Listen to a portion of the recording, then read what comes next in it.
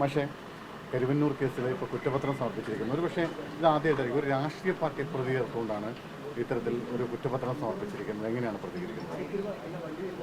E D എടുത്തുകൊണ്ടിരിക്കുന്ന നിലപാടിനെ സംബന്ധിച്ച് supreme കോടതി അടിക്കടി പറഞ്ഞുകൊണ്ടിരിക്കുന്നതും കേരളത്തിലെ വിജിലൻസ് അന്വേഷണത്തിൻ്റെ ഭാഗമായിട്ട് പ്രതിയാക്കപ്പെട്ട ഉന്നത ഇ ഡി ഉദ്യോഗസ്ഥന്മാരുൾപ്പെടെ കേസ് അഭിമുഖീകരിക്കുകയും ചെയ്യുന്ന ഈ പശ്ചാത്തലത്തിൽ CPIഎമ്മിനെ ഒരു പ്രതിയായി കളയാം എന്നുള്ള ധാരണയോടുകൂടി ഇ ഡി മുന്നോട്ടേക്ക് വന്നിരിക്കുകയാണ്. മാത്രമല്ല പാർട്ടിയുടെ സമുന്നതരായ നേതാക്കന്മാരെയും കുറ്റപത്രത്തിൻ്റെ ഭാഗമായിട്ട് ചേർത്തുകൊണ്ട് കേസിൽ പ്രതികളാണ് എന്ന് വരുത്തി തീർക്കാനും പ്രചരണം നടത്താനും വേണ്ടിയുള്ള ബോധപൂർവമായ രാഷ്ട്രീയ ഗൂഢാലോചനയാണ് ഇ ഡി യഥാർത്ഥത്തിൽ നടത്തിയിട്ടുള്ളത്. ഇ ഡി 2-3 കാര്യങ്ങളാണ് നിർവഹിക്കുന്നത്. ഒന്ന്, പ്രതിപക്ഷ രാഷ്ട്രീയ പാർട്ടിയുടെ ഭാഗമായിട്ട് നിൽക്കുന്ന പ്രമുഖ നേതാക്കന്മാർക്കെതിരായിട്ട് ഇല്ലാ കഥയുണ്ടാക്കി കേസുണ്ടാക്കുക. രണ്ടാമത്തെ കാര്യം, ഭരണകക്ഷിയുടെ ഭാഗമായിട്ട് നിൽക്കുന്ന ഏറ്റവും പ്രമുഖരായ ആളുകൾ വലിയ സാമ്പത്തിക കുറ്റം തന്നെ ചെയ്താലും നമുക്കറിയുന്നത് പോലെ വളരെ ഗൗരവമുള്ള പണം, കുഴൽപ്പണം വെടിപ്പിക്കുന്നതിന് വേണ്ടിയുള്ള ശ്രമം 9 കോടിയിലധികം ഉറുപ്പിക തൃശ്ശൂർ ജില്ലാ കമ്മിറ്റിയുടെ ഓഫീസിലേക്ക് കൊണ്ടുവന്ന് ചാക്ക് കെട്ടി അതൊക്കെ വിതരണം ചെയ്യുന്നതിനിടയിലാണ് പോലീസിൻ്റെ പിടിയിൽപ്പെട്ട് RSകാർക്കും BJPക്കാർക്കും നല്ല ബന്ധമുണ്ട് എന്ന് കൃത്യമായിട്ട് അന്നത്തെ ഓഫീസ് സെക്രട്ടറി തന്നെ വ്യക്തമാക്കപ്പെട്ട കേസിൽ നിന്ന് പ്രതികളെ രക്ഷപ്പെടുത്താൻ വേണ്ടിയുള്ള ബോധപൂർവമായ ഇടപെടൽ നടത്തിയിട്ടുള്ളത്. അതും ഈ ഇ ഡി തന്നെ നടത്തിയിട്ടുള്ളതാണ്. രണ്ടാമത്തത്. മൂന്നാമത്തെ കാര്യം, അവർ തന്നെ സ്വന്തം പണം ഉണ്ടാക്കാൻ വേണ്ടി കോടിക്കണക്കിന് ഉറുപ്പിക കൈക്കൂലി ചോദിച്ചു വാങ്ങി മുമ്പോട്ടേക്ക് പോകുന്ന നിലയാണ്. ഈ 3 കാര്യങ്ങളാണ് ചെയ്തുകൊണ്ടിരിക്കുന്നത്.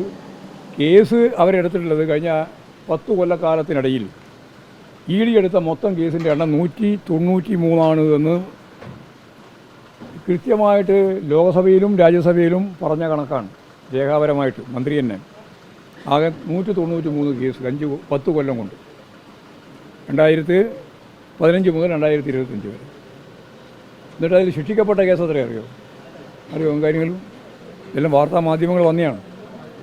2 കേസാണ്.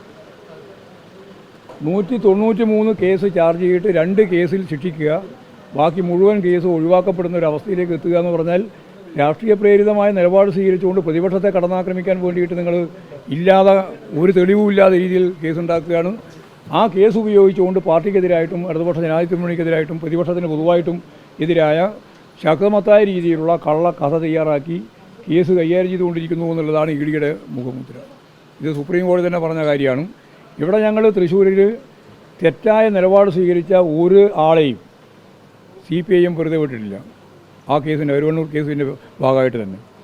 എന്നാൽ ഇത് പാർട്ടിയുടെ മേലെ കെട്ടിവെക്കാൻ വേണ്ടി പാർട്ടിയെ പ്രതിയാക്കുക, പാർട്ടിയുടെ ജില്ലാ സെക്രട്ടറിമാരായിരുന്ന 3 നേതാക്കന്മാരെയും പ്രതിയാക്കുക, ഇങ്ങനെ ഓരോരോ കഥ പറഞ്ഞ് കേരളത്തിലെ ഇടതുപക്ഷ ജനാധിപത്യ മുന്നണിയെയും CPIഎമ്മിനെയും പ്രതിക്കൂട്ടിൽ നിർത്താം എന്നാണ് ഇ ഡി ധരിക്കുന്നതെങ്കിൽ അതിനെല്ലാം കൃത്യമായ മറുപടി കേരളത്തിലെ ജനങ്ങൾ നൽകുമെന്ന കാര്യത്തിൽ യാതൊരു സംശയമില്ല.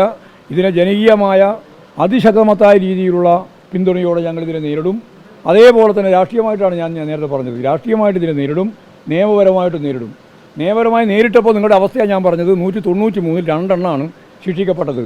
ബാക്കിയെല്ലാം കപട രീതിയിൽ രൂപപ്പെടുത്തി ഉണ്ടാക്കിയിട്ടുള്ള കേസുകളാണ് എന്നുള്ളതാണ്. അല്ലെങ്കിൽ നിങ്ങൾക്ക് ഇഷ്ടമുള്ള ആളുകൾ ഒഴിവാക്കാൻ വേണ്ടി നിങ്ങൾ ശ്രമിച്ചിട്ടുള്ളതിൻ്റെ ഭാഗമായിട്ടാണെന്നുള്ളതാണ് കാണാൻ സാധിക്കുക. അതുകൊണ്ട് ഇതൊന്നും കൊണ്ട് കേരളത്തിലെ CPIഎമ്മിനെയോ ഇടതുപക്ഷ ജനാധിപത്യ മുന്നണി ഗവൺമെൻറ്റിനെയോ ഏതെങ്കിലും രീതിയിൽ പോറലേൽപ്പിക്കാനാവുമെന്ന ഒരു തെറ്റിദ്ധാരണയും ഇ ഡിക്ക് വേണ്ട, കേന്ദ്ര ഗവൺമെൻറ്റിന് വേണ്ട. നിങ്ങളുടെ രാഷ്ട്രീയ നിലപാടിനെ തുറന്നു കാണിച്ചുകൊണ്ട് തന്നെ ഈ ഗൂഢാലോചന ഞങ്ങൾ കേരളത്തിലുടനീളം ജനങ്ങൾക്കിടയിൽ ശക്തിയായ രീതിയിലുള്ള പ്രചരണം നടത്തിക്കൊണ്ട് തന്നെ ഇതിനെ രാഷ്ട്രീയമായിട്ട് നേരിടും, നിയമപരമായിട്ട് നേരിടും. ഇതാണ് കാര്യം. ഇതൊന്നും ആൾക്ക് അറിയാത്ത കാര്യമൊന്നുമല്ല. ഇതുകൊണ്ടൊന്നും മാത്രം ഞങ്ങളെ വോട്ടൊന്നും മാറുന്നില്ല. അതങ്ങനെ ചെറിയാൾ ധരിക്കുന്നുണ്ട്. ഇതെല്ലാം കൊണ്ട് ഞങ്ങളെല്ലാം പാർട്ടി എന്തോ ആയിപ്പോകുന്നുള്ളൂ. ഒന്നും സംഭവിക്കില്ല. ഞങ്ങൾക്ക് നല്ല ധാരണയുണ്ട്. കാരണം കള്ളത്തരം പ്രചരിപ്പിക്കാനും കള്ളത്തരത്തെ അടിസ്ഥാനപ്പെടുത്തി നിലപാട് സ്വീകരിക്കാനും തയ്യാറാവുന്ന ഒരു ഏജൻസിയാണ് ഇ ഡി എന്ന് ആർക്കറിയാത്തത്? എല്ലാവർക്കും അറിയാം. പകൽ പിടിച്ചാൽ പോലെ അറിയാം. അത് ജനങ്ങളുടെ മുമ്പിൽ തന്നെ കൃത്യമായിട്ട് തുറന്ന് പറഞ്ഞുകൊണ്ട് തന്നെ കാര്യം മുന്നോട്ട് പോകും. വെറുതെ അർത്ഥം പറയണ്ട. കണ്ടെത്തി ആര് കണ്ടെത്തി? എന്ത് കണ്ടെത്തി? അത് ഇവൻ്റെ കണ്ടെത്തൽ ആരംഗീകരിക്കുന്നു? ഇവിടെ ആരംഗീകരിക്കുന്നു? ഏത് കണ്ടെത്തലാ? എന്തിൻ്റെ കണ്ടെത്തലിനെ പറ്റിയ? ശുദ്ധ അസംബന്ധങ്ങൾ പറഞ്ഞുകൊണ്ടിരിക്കുക. എന്നിട്ട് അതിനെല്ലാം ന്യായീകരിക്കാൻ വേണ്ടിയിട്ട് കുറേ മാധ്യമങ്ങളും ഭയങ്കരമായ രീതിയിലുള്ള പ്രത്യാഘാതങ്ങൾ, ഒരു ചുക്ക് പ്രത്യാഘാതം ഇതിൻ്റെ ഭാഗത്തുണ്ടാവില്ല. ഞങ്ങൾക്കറിയാം. തെരഞ്ഞെടുപ്പ് സാഹചര്യത്തിലല്ല, ഏത് സാഹചര്യത്തിലും ഇത് ഗൂഢാലോചന. ഞാൻ നേരത്തെ പറഞ്ഞല്ലോ രാഷ്ട്രീയ ഗൂഢാലോചനയാണെന്നും. പിന്നെ പറഞ്ഞതിൻ്റെ പച്ച മലയാളമല്ലേ, ഇതിൻ്റെ പിന്നിൽ രാഷ്ട്രീയ ഗൂഢാലോചനയുണ്ട്. ആ ഗൂഢാലോചന തിരിച്ചറിയാനുള്ള കഴിവ് കേരളത്തിലുള്ള ജനങ്ങൾക്കുണ്ട്. അത് ജനങ്ങൾ കൃത്യമായിട്ട് തിരിച്ചറിയുകയും ചെയ്യും. സുപ്രീം കോടതി നേരത്തെ പറഞ്ഞതുപോലെ തന്നെ ഇത് നിരന്തരമായിട്ടുള്ള ഒരു കാര്യവും ഗൗരവത്തിലെടുക്കാതെ എന്തും ചെയ്യാൻ മടിയുള്ള ഒരുതരം സെറ്റാണ് ഇതിൻ്റെ ഭാഗമായിട്ടുള്ളത്.